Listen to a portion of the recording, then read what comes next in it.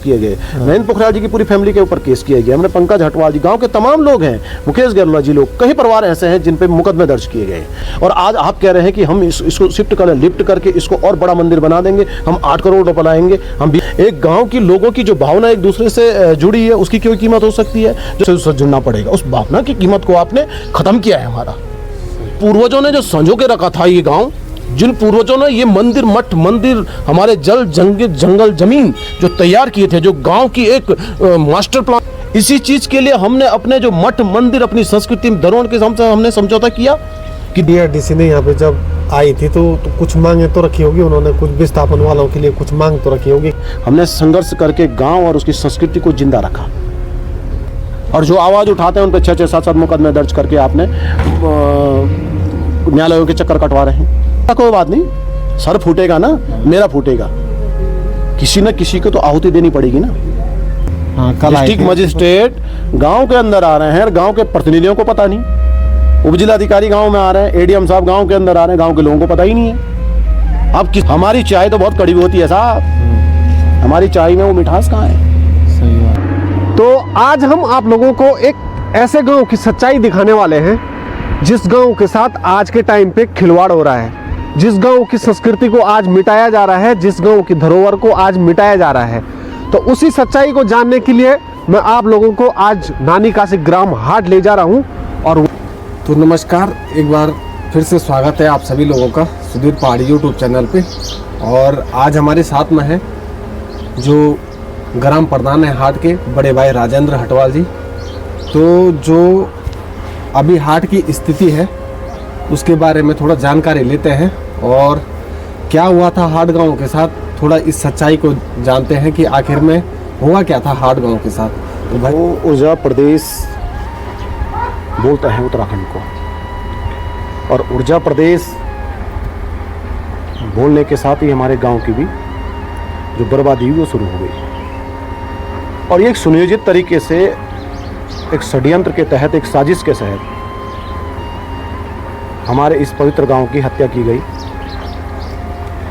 और मैं हत्या इसलिए कह रहा हूं कि देखो, विकास होता है, बिजली परियोजनाएं भी ज़रूरी है, नेशनल हाईवे भी ज़रूरी है, रेलवे भी ज़रूरी है, एयरपोर्ट भी ज़रूरी, सभी चीज़ें बहुत आवश्यक है। हर चीज़ें मूलभूत सुविधाएं हैं, हर इंसान को चाहिए। लेकिन वास्तव में उस परियोजना के लिए, जिस चीज़ के लिए आपने इस गांव को बर्बाद किया है, तो आपका, मुझे नहीं लगता है कि कोई स्वार्थ इसमें सिद्ध हुआ, नहीं कोई आपका उसमें लक्ष्य पूरा हुआ है आपका। और नहीं मुझे ऐसा लगता है कि आप लोगों ने एक दूरदृष्टि सोच रख करके इस गांव का विस्थापन की प्रक्रिया को अपनाया। दूरदृष्टि सोच बोलने का मेरे पीछे का मेरा तात्पर्य ये है कि भाई सिर्फ एक सुरंग के मलबे को डालने के लिए, एक डंपिंग जोन बनाने के लिए, एक प्राकृतिक रूप से, धार्मिक रूप से, सांस्कृतिक रूप से एक संपन्न गांव को आप लोगों ने बर्बाद किया और मिट्टी के और मलबे के ढेर में तब्दील कर दिया। तो मैं इसलिए कह रहा हूं कि इसकी हत्या की गई। तमाम उदाहरण दिए जाते हैं हमको जब भी परियोजना प्रबंधन या प्रशासन, सरकार से हम बात करते हैं कि विकास के लिए, हम भी कह रहे हैं विकास के लिए कहीं ना कहीं सबका योगदान होना चाहिए। लेकिन मुझे नहीं लगता है कि हाट वाले प्रकरण में इन सब चीज़ों को ध्यान रखा गया। आपने सिर्फ मक डंपिंग के लिए, यानी जो टनल का मलबा आएगा उसको दबाने के लिए सिर्फ एक गांव को बर्बाद कर दिया है। और नहीं किया है तो आप जीता जागता उदाहरण आज भी आप गांव के अंदर देख सकते हैं। आपका इस गांव को मिटाने के पीछे जो लक्ष्य था, मुझे यहाँ की एकता को खंडित करना, यहाँ की संस्कृति को खंडित करना, यहाँ की धार्मिक धरोहरों को ख़त्म करना, यहाँ की जो सांस्कृतिक धार्मिक पहचान है उसको ख़त्म करना, यही एक पीछे उसका लक्ष्य रहा। और मैं बहुत ज़्यादा नहीं मानता हूँ, मैं परियोजना प्रबंधन, जिन्होंने भी यह प्रबंधन, जिसके अंदर भी ये विचार आया, बहुत ज़्यादा मुगलों और इनमें कोई अंतर नहीं रहा। आपने गांव वालों की भावनाओं के खिलाफ इस गांव का विस्थापन किया। और विस्थापन, मैं नहीं कहता हूँ विस्थापन किया, आपने एक जैसे बाज़ार रहता है, उस बाज़ार में कोई भी चीज़ खरीदो, पैसे अपनी चीज़ लेके जाओ और पैसे पकड़ो और निकल जाओ, उस हिसाब से किया आपने। कोई लोगों के अधिकारों से वंचित किया आपने, लोगों के जो मूल हक हकूक़ है उससे वंचित किया आपने। लोगों के अंदर आज भी डर है, और ये प्रक्रिया एकदम ऐसा नहीं कि 1 साल 2 साल के अंदर हुई। ये प्रक्रिया इन्होंने काफ़ी साल तक लोगों को गुमराह करते रहे, तमाम वादे इरादे इनके गांव वालों को दिखाते रहे, गांव वालों को तमाम तरह से झूठ बोल करके और अलग अलग गलत तथ्य दिखा करके गाँवों को बड़े सपने दिखा करके और यह प्रक्रिया आपने अपनाई। तो मुझे नहीं लगता है कि आप लोग उसमें सफल हुए। ज़रूर आप परियोजना प्रबंधन को, आप इन द सेंस में परियोजना प्रबंधन की बात कर रहा हूँ, परियोजना प्रबंधन अपने लक्ष्य के लिए, अपनी परियोजना के लिए तो पूर्ण रूप से आप लोगों ने अपनी लक्ष्य पूरा किया होगा। लेकिन एक बसे बसाए गांव को इस तरह से बर्बाद करके और खंडित आप देख रहे हैं अभी दसवाना में 15-20 परिवार दसवाना में बस गए। जो हमारे एलदाना वाला तोक है 40-50 परिवार वहाँ बस गए, कुछ मायापुर बस गए, एक आध परिवार आपके गढ़ी ये अकथला के नज़दीक बस गए। हमारे एसटी फैमिलियाँ थी 10-12 फैमिलियाँ, वो बेचारे अलग रहने को मजबूर हो गए। हरसारी के अभी 10-12 परिवार हैं, वहीं के वहीं पड़े हुए हैं। बताइए कौन सा विस्थापन है? और विस्थापन की पहली शर्त ये होती है कि आप लोगों के जीवन स्तर को जिस जीवन स्तर में लोग रहे उससे ऊपर उठाना है। दूसरा ये रहता है कि आप वहाँ की धार्मिक और सांस्कृतिक धरोहरों को एज इट इज़ वैसे रहने दें। उन प्रतीकों को आप नष्ट न करें। जिन प्रतीकों को आप नष्ट करने पे आ रखे हैं, जिस पे गांव वाले आज परेशान हैं, वो सब चीज़ें इसमें हुई है। तो मेरा ये कहना है कि ये वास्तव में एक सुनियोजित षड्यंत्र के तहत, साजिश के तहत, और सिर्फ मैं तो जब इसका अनुबंध हुआ था, गांव का अनुबंध हुआ था, मुझे नहीं लगता है कि पूरे गांव वालों को इसकी जानकारी थी। सिर्फ गांव के प्रधान और उनके साथ 8 लोगों ने मिल, यानी टोटल 9 लोग थे। और 9 लोगों में भी मुझे लगता है कि 7 लोगों को तो पता ही नहीं था कि विस्थापन का वो क्या होता है, कि विस्थापन होता क्या है। अगर आप विस्थापन ले रहे हैं तो इसके साथ अन्य आपको क्या बेनिफिट्स मिल सकते हैं। आप एक इतनी बड़ी कुर्बानी कर रहे हैं, गांव को कुर्बान कर रहे हैं आप विकास के नाम पर, लेकिन उस कुर्बानी के एवज में, उस कुर्बानी के बदले में आपको क्या मिल रहा है? हमने किसी ने उसका आकलन नहीं किया और नहीं हमने करना चाहा, और सिर्फ थोप दिया गया गांव के ऊपर। और ऊपर से ये कहा गया कि आप ये देश हित के लिए हैं, राष्ट्र हित के लिए हैं, आपको ये मानना पड़ेगा, और नहीं मानोगे तो पुलिस आप पे मुकदमे दर्ज करेगी। और जिन लोगों ने भी विरोध किया, उन लोगों को पहले उन्होंने गांव में गाली दिलवाई, गांव में लड़वाया उनको, फिर पुलिस केस और मुकदमे आज भी न्यायालयों के अंदर पेंडिंग है। कुछ 6 मुकदमे हमारे ऊपर खड़े, मेरे पूरे फैमिली के ऊपर केस किए गए, नयन पोखरियाल जी की पूरी फैमिली के ऊपर केस किए गए, हमने पंकज हटवाल जी, गांव के तमाम लोग हैं, मुकेश गहलोत जी, लोग, कई परिवार ऐसे हैं जिन पे मुकदमे दर्ज किए गए, और आज तक भी वो न्यायालयों के चक्कर काट रहे हैं।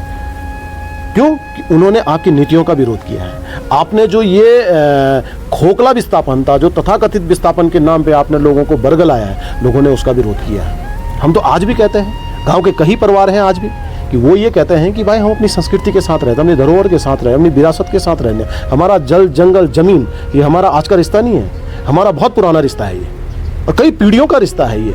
8वीं-9वीं शताब्दी का मंदिर है ये, और 8वीं-9वीं शताब्दी से अगर ये मंदिर आज भी यहाँ पे जैसे का तैसा वैसा खड़ा है, और आज आप कह रहे हैं कि हम इसको शिफ्ट कर, लिफ्ट करके इसको और बड़ा मंदिर बना देंगे, हम 8 करोड़ रुपये लगाएंगे, हम 20 करोड़ रुपये लगाएंगे। जो 8वीं-9वीं सदी से खड़ा है जो मंदिर है, उस पर तुम क्या पैसे लगाओगे?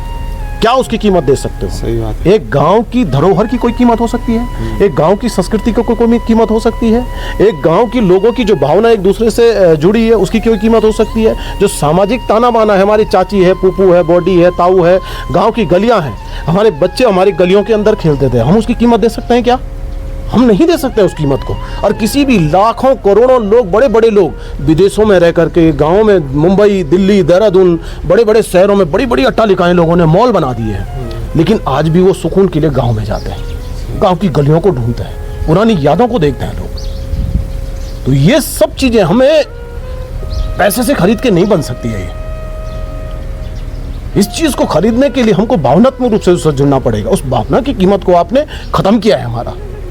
हम उस भावना की कीमत मांग रहे हैं कि आपने जो लोगों का जुड़ाव था गांव से, जो लोग भावनात्मक रूप से जुड़े थे, उन लोगों के भावनाओं के साथ, उन लोगों के भविष्य के साथ, उन जो पूर्वजों ने जो संजो के रखा था ये गांव, जिन पूर्वजों ने ये मंदिर, मठ मंदिर, हमारे जल जंगल जमीन जो तैयार किए थे, जो गांव की एक मास्टर प्लान से, उस समय इंजीनियरिंग नहीं होती थी, मुझे ज़्यादा इंजीनियर नहीं होते थे, लेकिन इंजीनियरिंग से तरीके से बसा हुआ था ये गाँव, और उस गाँव को आपने ख़त्म किया। उसकी कीमत आपने क्या दी? गाँव वालों को कहा 10 लाख रुपए दो। अभी आप देखा होगा आपने कि एक आंदोलन हुआ था अभी 3-4 दिन पहले, आपने कंपनी वालों की भी दादागिरी देखी होगी। और जो कर्मचारी हमारे वहां काम कर रहे हैं, नौकरी कर रहे हैं, पहले उनको उपनल में लगा, अब ठेकेदारी में लगा रहे हैं। इसी दिन के लिए हमने ये गांव की कुर्बानी दी, इसी दिन के लिए हमने अपने जल जंगल जमीन दिया, इसी चीज के लिए हमने अपने जो मठ मंदिर, अपनी संस्कृति धरोहर के हमने समझौता किया कि देश का विकास हो रहा है। किस चीज का विकास हो रहा है? विकास की परिभाषा क्या है? सिर्फ टनल के मक को डंपिंग करने के लिए गांव की आहुति आपने दी, एक गांव को आपने बर्बाद किया, वो विकास की विकास कहते हैं उसको? वो कभी विकास नहीं हो सकता है। और जब हम सवाल करते हैं अपने हुक्मरानों से, अपने लोगों से, अपने टीएजी प्रबंधन से, हम भी सब प्रशासन से हम सवाल उठाते हैं कि भाई ये गलत हो रहा है, इसको रोको, ये प्रकृति के लिए भी घातक है, ये मानव सभ्यता के लिए भी घातक है। और विकास के नाम पर जो चोला इस समय आपको खुली आंखों से नंगा नाच दिखाई दे रहा है, मैं तो उसकी बहुत ज्यादा उसके पक्ष में नहीं हूं। आप नदियों को टनलों के अंदर डालोगे, आप धरोहरों को नष्ट करोगे, लोगों के सामाजिक ताने बाने को नष्ट करोगे, लोगों की भावनाओं के साथ खेलोगे। उल्टा आपका प्रबंधन लोगों को डरा धमका करके जो बातें हम कहते हैं, जो नियम हमारे हैं, आप उसको मानना पड़ेगा। और उंगली दिखा करके लोगों को तुम आप डरा धमका रहे हो। तो ये विकास का सपना तो हमारे पूर्वजों ने नहीं देखा था। क्योंकि जब टीआरडीसी ने यहाँ पे जब आई थी तो कुछ मांगे तो रखी होगी उन्होंने, कुछ विस्थापन वालों के लिए कुछ मांग तो रखी होगी कि नौकरी देंगे, क्या क्या क्या कुछ ऐसा कुछ। देखो, मैं वही कह रहा हूँ, बोला होगा उन्होंने, ऐसा नहीं कि नहीं बोला होगा। क्योंकि हमारा पहाड़ का जो समाज है वो सीधा सादा और सरल स्वभाव का समाज है, और हम सर्वे भवन्तु सुखिनः सर्वे सन्तु निरामय की भावना से चलते हैं, वसुधैव कुटुंबकम की भावना से चलते हैं। और आज नेशनल हाईवे हैं, तमाम तरह के संसाधन हैं आने जाने के, लेकिन आप याद करिए जब 8वीं 9वीं सदी में यह मंदिर ही बसा था, यह गांव ही स्थापित हुआ था, तो उत्तराखंड के अंदर कितने गांव स्थापित होंगे? तब तो कोई आने जाने के साधन नहीं रहे होंगे। कितने कष्ट झेल करके गांवों की व्यवस्थाएं बनाई होंगी, गांव बसाए गए होंगे, लोगों ने अपना जीवन यापन किया होगा। लेकिन हमने प्रकृति की मार को लड़ते हुए, हमने सुविधाओं की मार से लड़ते हुए, हमने संघर्ष करके गांव और उसकी संस्कृति को जिंदा रखा। और ऐसा नहीं हो सकता है कि पहाड़ का आदमी अपनी मांगों के लिए जागरूक नहीं है, बहुत जागरूक है। गांव की मांग रखी, लोगों ने बड़े सपने देखे थे। लोगों को ये लगा कि शायद परियोजना आ गई, कंपनी आ गई, विकास होगा, हमारा जीवन स्तर भी सुधरेगा। लेकिन मैंने कहा ना, इनमें सिर्फ 9 लोगों को बैठा करके, यहीं पे एक बद्रीनाथ होटल है उसके अंदर, और वहाँ बैठा करके लोगों को बड़े बड़े सपने दिखा करके और 2 पेज के उसमें गांव का अनुबंध कर दिया। और जब अनुबंध किया, बाद में बोला कि अभी इतने परिवार है, कोई बाहर रहता, दिल्ली रहता, देहरादून रहता, मायापुर रहता, गोपेश्वर रहता, ये लोग इस लिस्ट में नहीं आएंगे। अच्छा। और बहला फुसा करके जैसे तैसे प्रशासन तंत्र को अपने पक्ष में करके और गांव का अधिग्रहण कर दिया। अब जब अधिग्रहण हो गया तो ज्यादातर गांव वालों ने ये स्वीकार किया, भाई अधिग्रहण हो गया, हम पुलिस से नहीं लड़ सकते, न्यायालयों में नहीं लड़ सकते हैं, जो पैसा है हमारा वो भी बर्बाद हो जाए। लोगों ने धीरे धीरे स्वीकार किया। और बड़ी बात है, लोगों को अपना एसएलओ का पैसा लेने के लिए भी संघर्ष करना पड़ा। आज भी गांव के कई लोग, परिवार ऐसे हैं जिनको अपना पैसे लेने के लिए एसएलओ ऑफिस में भी संघर्ष करना पड़ा। और संघर्ष का मतलब आज समझते हैं कि जो भ्रष्ट तंत्र है, सही बात, उस भ्रष्ट तंत्र से संघर्ष करने के बाद अपना पैसा मिला है। तो ये सारी चीजें थी। अब उस समय औने पौने दाम में लोगों को नौकरियों के ख्वाब दिखाए कि आपके बच्चे होंगे, आईटीआई करेंगे, पॉलिटेक्निक करेंगे, कोई ठेकेदार, किसी गाड़ी चलेगी, किसी का ट्रक चलेगा, किसी मशीनें चलेंगी, आपका तो जीवन हरा भरा हो जाएगा। आप यहाँ क्या कर रहे हैं? यहाँ तो कुछ नहीं है, खाली बंदर है, सारी आपके जंगल नज़दीक है, कभी भी नाला फट सकता है, बंदर आ रहे हैं, आपके यहाँ सब्जी नहीं होती, आपके यहाँ फसल नहीं हो सकती है। लोगों ने स्वीकार किया उसको भी, और स्वीकार करने के बाद आज की स्थिति देखिए क्या है गाँव की स्थिति। तो ये सब चीजें सुनिए जब तरीके से हुआ है, ये कोई क्योंकि जिस एक पक्ष तो गांव वालों का था और एक पक्ष जो दूसरी साइड से प्रबंधन था, शुद्ध रूप से व्यापारिक रूप से आप महारत हासिल किया हुआ आपने, व्यापारिक मैनेजमेंट आपने, टीरी का आपके पास बहुत डुबाने का बहुत बड़ी महारत हासिल है।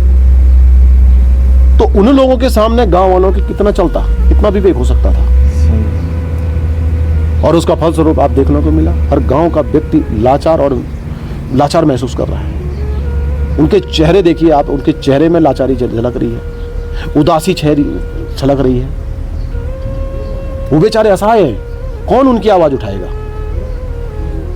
और जो आवाज उठाते हैं उन पर 6-6, 7-7 मुकदमे दर्ज करके आपने न्यायालयों के चक्कर कटवा रहे हैं। तो आप पे अभी कितने मुकदमे लगाए हैं? मेरे पे पहला मुकदमा 2014 से, अच्छा, और अभी तक मुकदमे हैं। अच्छा। और 1-2 केसों में खुद हमने इनके ऊपर, चाहे मठ मंदिरों की सुरक्षा को लेकर गांव के जो मांगे हैं या गांव के अधिकारों के लिए, हक हकूकों के लिए हम भी हैं, उसमें हमने भी कर रखा है इनके ऊपर। अच्छा। लेकिन आज आप कभी टीआईडीसी प्रबंधन के खिलाफ आप थाना चौकी के अंदर एक रिपोर्ट दर्ज करवाइए इनके खिलाफ, हो ही नहीं सकता है। सब उन्हीं के पक्ष में, सब उन्हीं के पक्ष में, पूरा तंत्र उनके पक्ष में है। आप कैसे बात करोगे? किससे लड़ोगे आप? मुझे तो जब मैंने इनके ऊपर मुकदमा दर्ज करने की सोची तो मुझे तो कहा गया कि गांव के बुजुर्गों ने कहा कि बेटा कुछ नहीं होने वाला है, ये तो पहाड़ पे सर फोड़ने वाली बात है। हाँ, सही बात। लेकिन मैंने कहा कोई बात नहीं, सर फूटेगा ना, मेरा फूटेगा। किसी न किसी को तो आहुति देनी पड़ेगी ना, किसी न किसी को तो त्याग करना पड़ेगा, समर्पण देना पड़ेगा अपना, तभी तो होगा।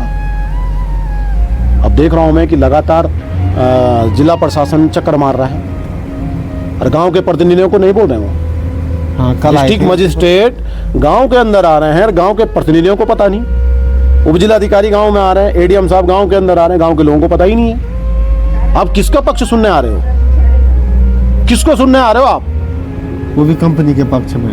कंपनी का पूरा मैनेजमेंट आगे पीछे दौड़ रहा है। उनकी चाय, उनके अच्छे आलीशान रेस्टोरेंट बने हैं, उनके अच्छे स्पॉट बने हैं, उनके वहाँ चाय पियेंगे। हमारी चाय तो बहुत कड़वी होती है साहब, हमारी चाय में वो मिठास कहाँ है? सही बात। वो चाय में मिठास नहीं है हमारी, तो इसलिए हमारी चाय उनको कड़वी लगती है। अभी राज्यसभा सांसद, छत्तीसगढ़ की कांग्रेस सांसद, उन्होंने मुद्दा उठाया, उनके पास भी हम गए थे दिल्ली में, सबसे मिल रहे हैं हम, अपने सांसदों से सबके मिले। उन्होंने मुद्दा उठाया, बहुत अच्छा मुद्दा उठाया, और मैं सांसद जी का भी धन्यवाद करता हूं कि कम से कम एक छत्तीसगढ़ की सांसद, और उन्होंने अगर हमारी गांव की पीड़ा को समझा। एक उत्तराखंड, पूरे भारत के अंदर उत्तराखंड, और उत्तराखंड एक जनपद चमोली का विकासखंड दसोली के अंदर हाट गाँव, लेकिन नारायण की कृपा रही, सुना गया। और मुझे विश्वास है कि इस पर 100% कार्रवाई होगी, न्याय मिलेगा। जब पाप का गड़ा फूटता है ना बोला, अच्छे को फर्श पे आ जाते हैं पटक के, मैं विश्वास है। और दूसरी बात ये कहता हूं कि हम विकास के विरोधी नहीं है, विकास होना चाहिए, सबको जरूरत है, डेवलपमेंट होना चाहिए। कंपनी ने मतलब सबको बहलाया फुसलाया कि हम नौकरी देंगे, किसी को ITI कराएंगे, किसी को गवर्नमेंट जॉब देंगे, किसी को ओपनल में लगाएंगे, तो पूरा छल था कंपनी का। हाँ, उसमें हम चले गए हैं। देखो, व्यापारी अपना सामान कैसा बेचता है वो उसका महारथी होता है, सही बात है। लेकिन खरीदने वालों का विवेक होना चाहिए। हाँ। कि वास्तव में जो सपने दिखाई जा रहे हैं, क्या ये सपने हमारे भविष्य के अनुकूल सही सिद्ध हो सकते हैं? वो हमने नहीं सोचा। वो तो व्यापारी हैं, लेकिन व्यापारी होने के नाते आप एक सरकार का तंत्र है, और सरकारी तंत्र को सोचना चाहिए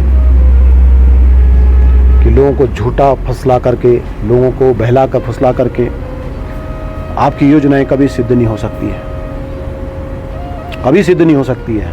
आप छाती पिटवा दो, हमने श्रीनगर डैम बना दिया, आप छाती पिटवा दो, हमने टिहरी डैम बनाया, कोटेश्वर डैम बना दिया, तमाम डैम बना दिया हमने। लेकिन शिव की भूमि है, न्याय की भूमि है, भगवान की भूमि है, नारायण की भूमि है। मुझे विश्वास है कि न्याय होगा। तो बहुत बहुत धन्यवाद। तो देख सकते हैं आप किस तरह से कंपनी के द्वारा गांव के साथ छल किया गया। अगर आप लोगों को वीडियो अच्छी लगी तो ज़्यादा से ज़्यादा वीडियो को शेयर कीजिए और कमेंट कीजिए कि आखिर कंपनी ने ऐसा गलत क्यों किया गांव वालों के साथ। तो मिलते हैं आपको नेक्स्ट वीडियो में, तब तक के लिए बाय बाय। धन्यवाद।